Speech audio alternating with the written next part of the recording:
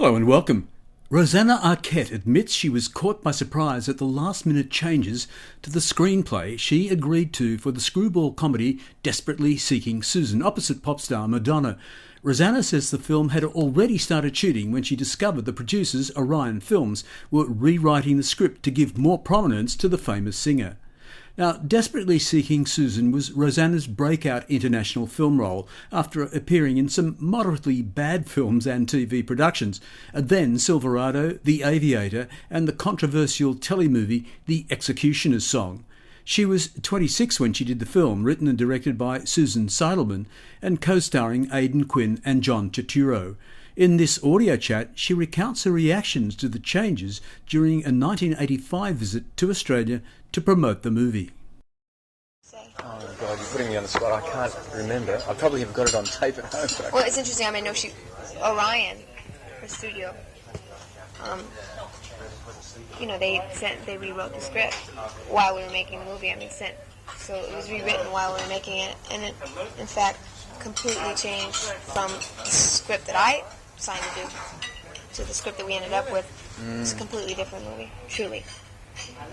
So it was a weird situation for me because I really wanted to make a movie, and I know Susan is very talented and is a very strong woman, and she knew exactly what she wanted to do.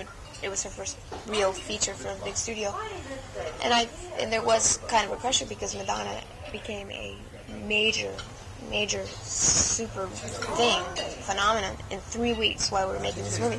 So the studio saw what they had, so they rewrote things. Bumped it up. So that's why you see a scene where she's dancing in the disco to her own song in the background, and when I would have any weirdness about that was I didn't want to make a Madonna rock video. I wanted to make a movie. And for me, as a filmmaker and as a person watching a movie theater, watching it in the theater, it takes you completely out of the film. If you're not watching Susan the character, you're watching Madonna the pop star dancing to her own song in a video. Yep. You're not watching Susan.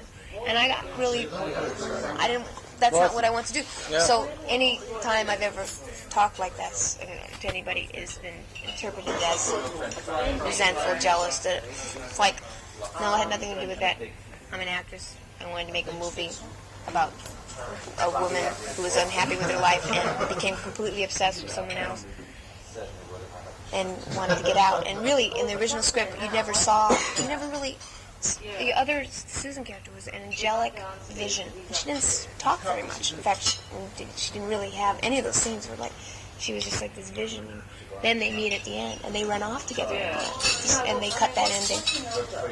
And they end up with the guys. So that's what the story was about. And, I had some unhappiness with it, but a lot of things are completely blown out of proportion, like big fights between Susan Seidelman and I and all that stuff. I think in any working situation, no matter who you are, I'm sure you have fights with your editor, you have difference of opinion in a creative situation, so you may argue. That happened with Susan and I. Well, she was. I can't honestly remember her exact words, but I think I can say fairly safely that she was extremely diplomatic about it. She certainly didn't kick anybody or slam anybody or anything like that.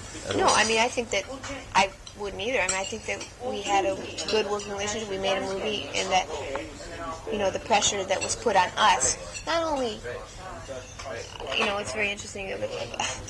It was written by a woman. It was about women. It was directed by a woman. It was women producers. And I'm telling you, the pressure of that was that everybody was like, let's see, the women can't handle it. And it was almost like people were waiting to see us blow it or something.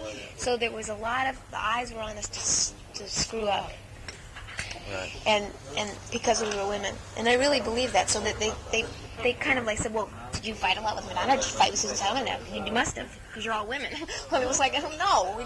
There were a few things, like there is with any movie. I don't care who you are. They're just moods, The director might be in a place, just had a fight with whoever, and then comes on the set. That happens. It just does. When you're working really closely, for 3 months. Process. Yeah, it's part of it. Of course, yeah. Totally part of it. But people like to, write about it and make it blown out of proportion. So, I think Susan Seidelman was very talented, and I'm looking forward to seeing her movie. I think she's a good director. I think that it was the first time that she had really worked with actors. She'd always taken kids off the street, except for Madonna, but so it was a new experience with her working with actors, and I'm sure, working with Malkovich is so wonderful. It must be, it was good for her to work with people, I think, like Aiden, Quinn, and I, and all the people that were in our movie, because we had a great ensemble cast, and the people were all actors, except Madonna, who had never acted before. So, I think she didn't know the process. You can put it down to experience, actually. Huh? Put it down to experience now. I think that it was an experience that I had in my life, and it didn't particularly turn out the way I would have liked it to turn out. But all in all, it's a learning experience. Something you learn from. What about the next movie? Is that the one that Ray dropped the hint about? Have you committed to anything at this stage? I haven't committed to anything, and I don't really know. I really don't know what I'm going to do. There's a lot of things in the States and things that the people that work for me, agents and all that, would like to see me do, but I have a big talk when I get home. Because I don't. What about here? Is word leaked out to the production industry here that you? I would love to do an Australian movie. I love Peter Weir, and but I'm sure there's other. I worked actually with George Miller, the one who did The Man from Snowy River, on a movie that. Yes, you did with Christopher Reeve.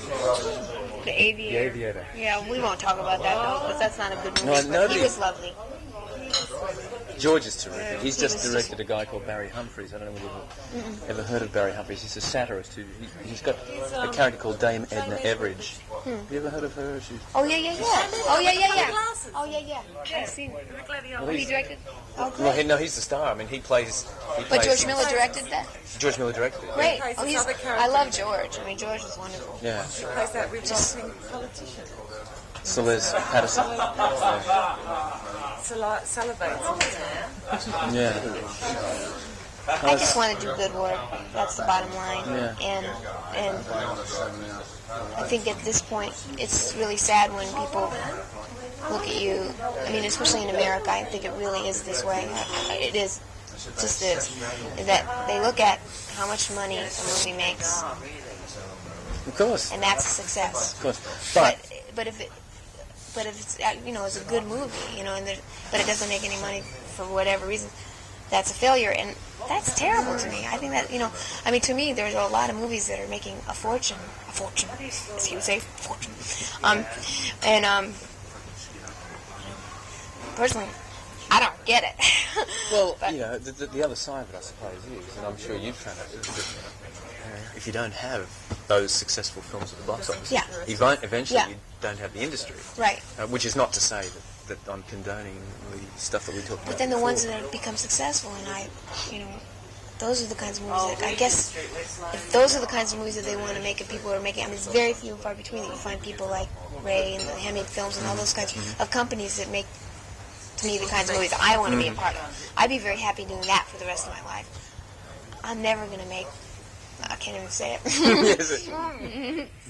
What about, are you getting close to a position where you'd, for instance, start your own production company? I have a production company. You have a production company? And I have a script that is written for me that I'm just holding on to, and I'm actually going to give it to Ray. But the things, I don't know. I really don't know. I think I'm in this weird place right now because I think you have, I don't know what I'm going to do. Part of me just doesn't really want to do films in America right now. Well, I think that it's a good option to do something with Luc Besson and that's what we other contacts. But I have people, the people that work for me, and I have a big agent who's like saying, "What he wants me to do a movie with so and so," and I would rather. I probably will never be a big. Well, unless you're movie star like desperately in need of money, or you desperately need your ego to be pumped up, then you're going to be far more satisfied going to Britain or to coming here or going to Europe to do something you really like. Well, it's nice to pay your bills. It's nice to pay your bills, but I have, and and I've never been one to do movies for money, that's for sure. What about Peter's in town at the moment? Peter is in town. Yeah. I heard he was coming to the show. It's one of Elton's shows. I just get too hurt. I think that... Well, how do you mean the killer instinct, though? I think that inside, you have to really be hard and have a thick skin to be able to survive in this business. And I think there's a part of me that in other areas of my life I have that, but not. I mean, with this, I think I take things to heart, and and because it's what I do, because I love it, and it's also what I do for a living. I don't know. I think I'm just in a place right now, a real confused place where I don't know. Part of me just doesn't know the kinds of movies I want to make. I mean, I'm really confused. I'm in the middle. And it's just a weird place to be in because I have, the big agents, the best big agents telling me, who are my agents, telling me, you should do this and you're going to be this. And then my other side of me is saying, I want to do small films. I want to do films that make me happy. I don't care if they make a lot of money. I don't care if they're gigantic, they're not gigantic financial successes, but they're quality movies. Those are the kinds of movies I want to make.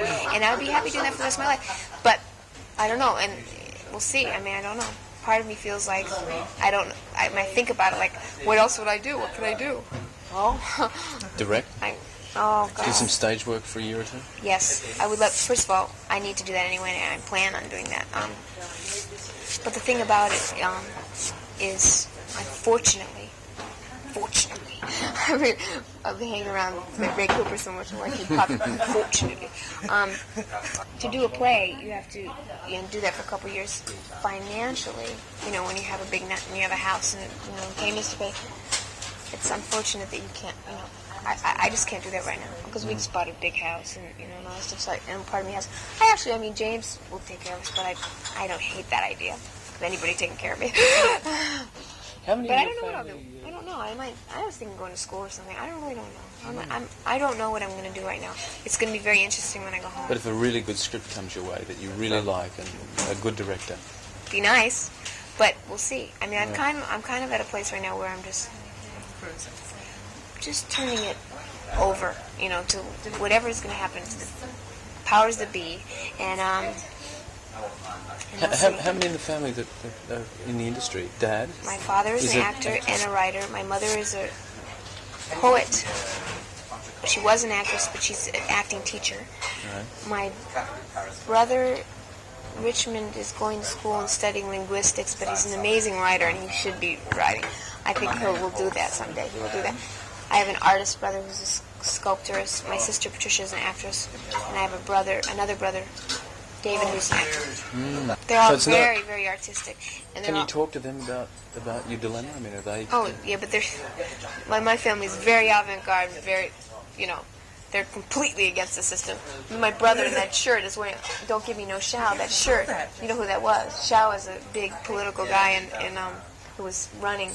He was so great to wear that because he was a real, not the greatest guy. I mean, we did not want this man to win. Thank God for the Senate. Cranston won. Thank you God. But he wore that the day before the election. That premiere was. I loved him for that.